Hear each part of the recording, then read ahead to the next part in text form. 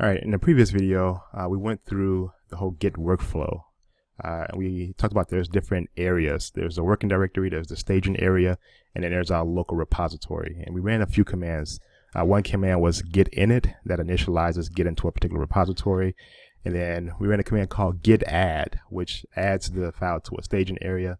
And then we made a commit. And the commit keeps tracks of all the changes and gives a brief message of what change we've made to our project folder or to a file. So what we're going to do is let's do a quick example of that again here. And this time here, I'm going to add a new file. And so the new file I'm going to add here, let's call this one, for lack of better words, test_2.js. And in this file here, I'm just going to write a simple command here that says console.log practicing Git. And I'll put my semicolon in the statement and I'll save it, Control S. And what I want to do here, I'm not necessarily concerned about the JavaScript code at this moment, but what I am concerned about is, okay, what changes, what stage are my various files? And so if you remember, the command to do that would be git status. It'll check what changes were made, and it'll say, hey, we have one file called test2.js is untracked, and that's because I just recently created that file. So what I'm going to do now is move that file to the staging area. But before I do that, I'm going to go back to test.js, and let's actually make one small change here. So I'll just say c.fulton is the name, and I'll save that.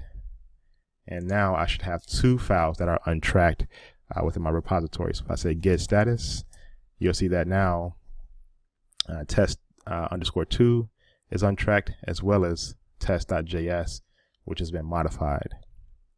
What I'm going to do here is take one file here, and I want to show you that one file can exist within the untracked, and one file can exist in the staging. And so in this case here, I'm going to take my test.js.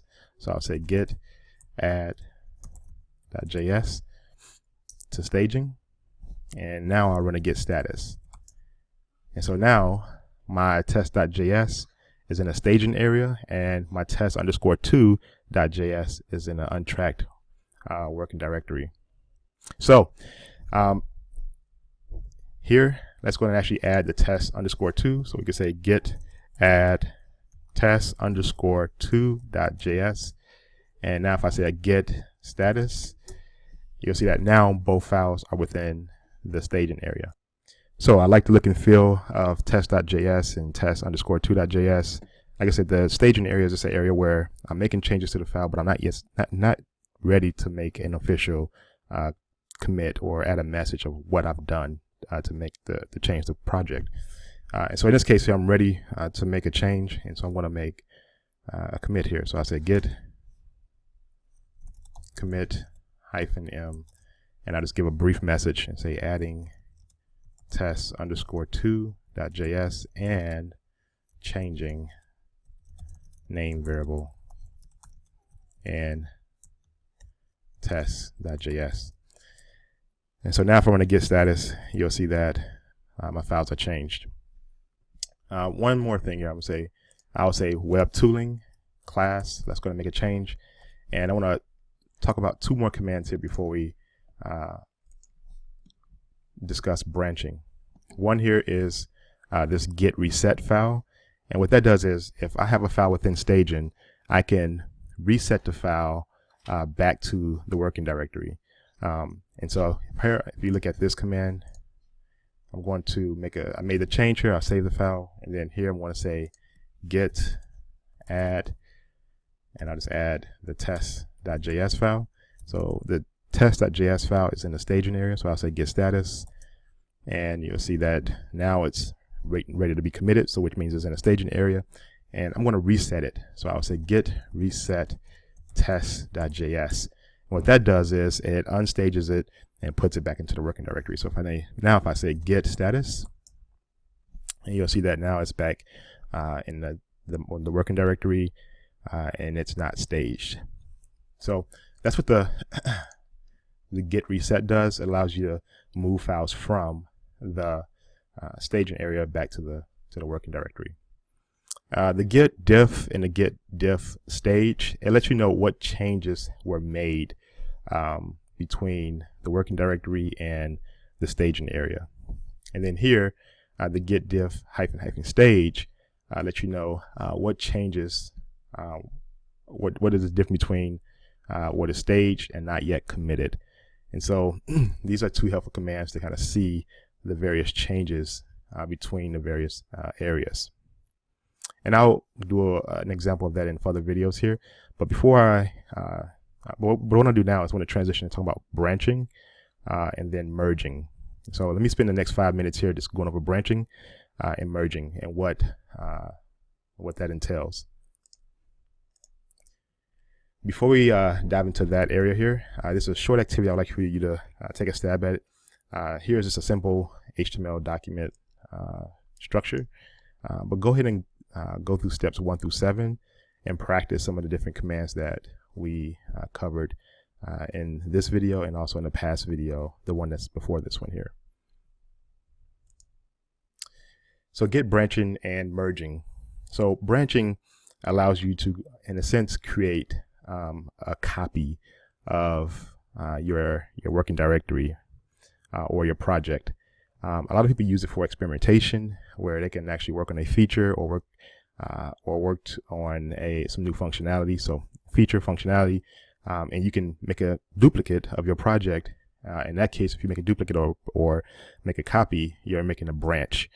And then once you've worked on a new feature, let's say you want to add a contact page to your web project, you can, instead of actually working directly on what we consider the master branch, you can just make a copy of it, work on a different branch so that you don't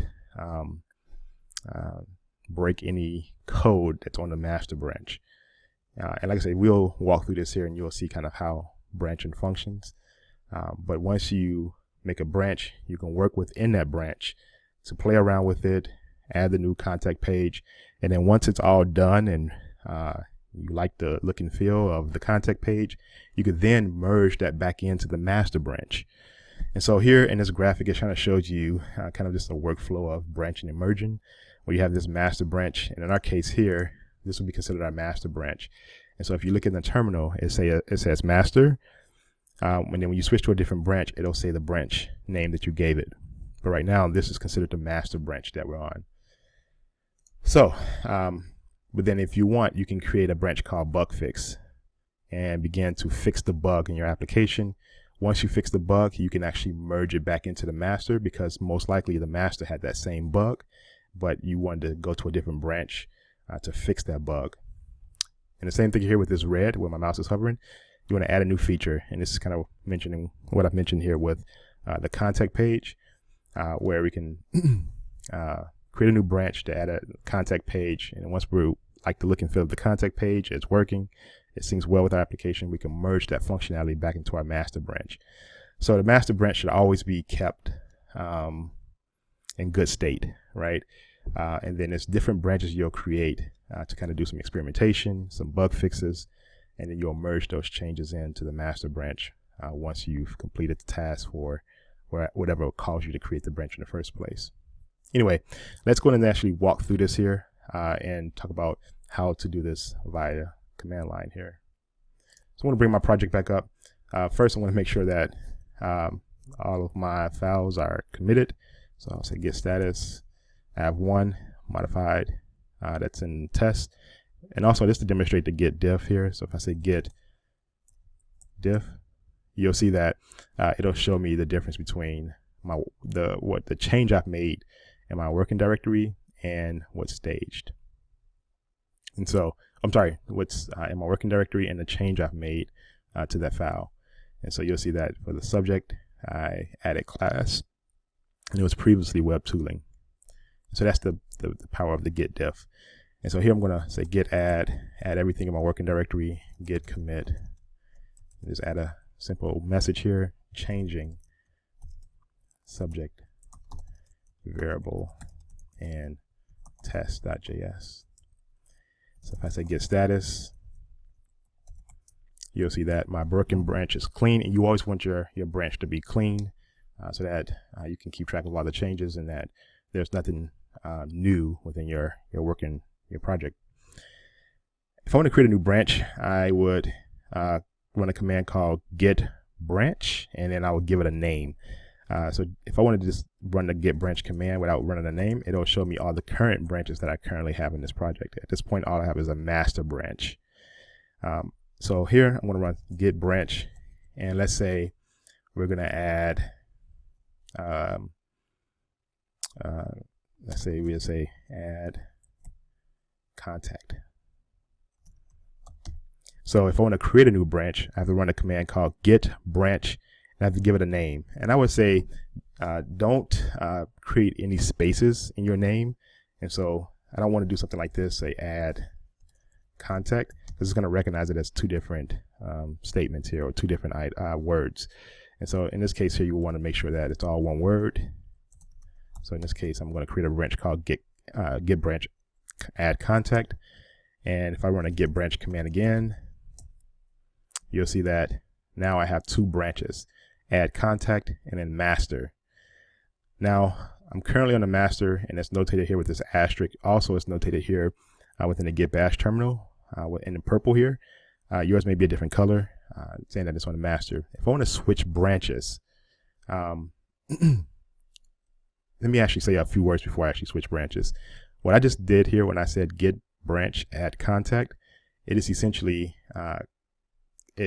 behind the scenes, it didn't necessarily create a new project. It's going to keep track of the various changes, but to the human eye, or to somebody who's new to this, it seemed like it just duplicated the project, right? And so now I'm going to switch branches here. I'll say git, and to do that, you have to run a command called git checkout, and then you will say git checkout, and then the name of the branch you want to check out to. So git checkout add contact. So this is now I'm on the add contact branch, and you'll know that I'm on the add contact branch because here it's notated within the Git Bash terminal. But also, if I do git branch, you'll see that now the asterisk is next to add contact. And at this point here, I can experiment. This doesn't affect my master branch at all. So I have test2.js and test.js. I can change this here. I can get rid of, I can add a new variable here and say var, let's say days of the week.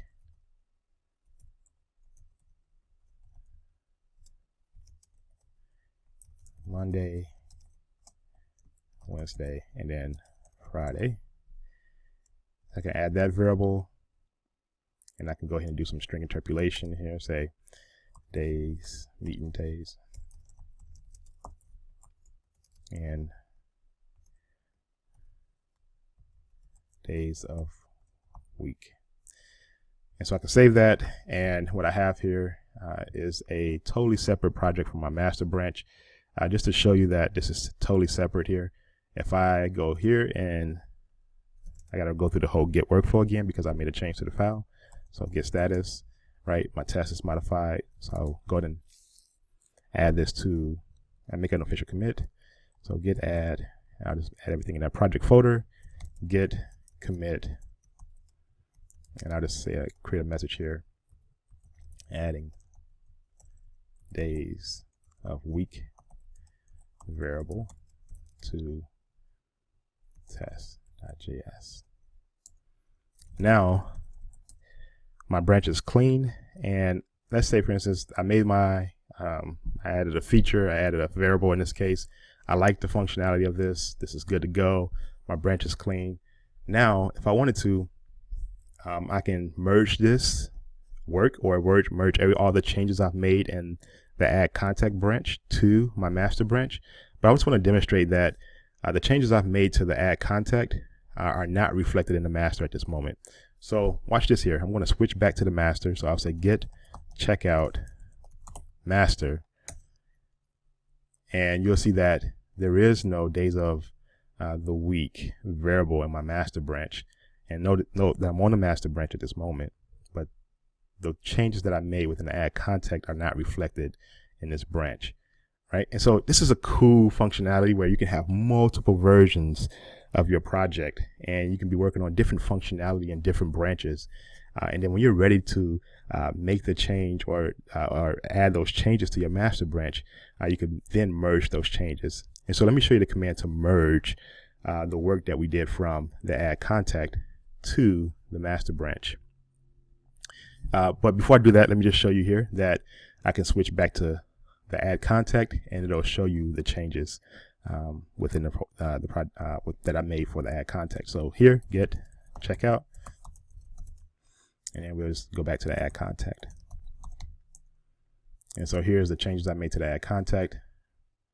But now I'm ready to merge, right? I'm done with the add contact.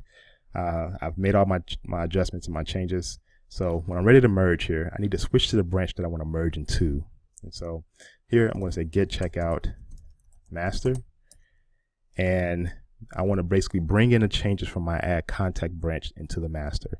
And so you will run a command called git merge, and then the name of the branch that you want to merge into your master. And so here it'll say add contact, and now it's saying that there's 3 additions, 1 file change, 2 insertions, and then 1 deletion. And so essentially that's how you would branch and then merge branches into the master, or you can even merge other branches into other branches, not necessarily the master. So hopefully this helps. Typically when you're done with a branch, you will want to get rid of it. And so I'm done with the add contact. I don't need it no more, so I can just do a git branch, and then I can do a -d that stands for delete, and then I can say which branch I want to delete. In this case, I want to delete add contact, and now that branch is deleted. And if I do a git branch, you'll see that I only have the master, right? And so that's branching and merging, and it's, like I said, it's a really cool functionality that allows you to experiment, play around with some files, play around with your multiple instances of your project, and you can then add those additions when necessary. So that's branching and merging. And what I want to talk about next is a few more things related to branching and merging, but in the next video, we're going to sign up for our GitHub account and talk about how to actually use Git with a hosted repository. In this case, we're going to be using Github to host our cloud repositories. And so we'll talk about this workflow in the next video.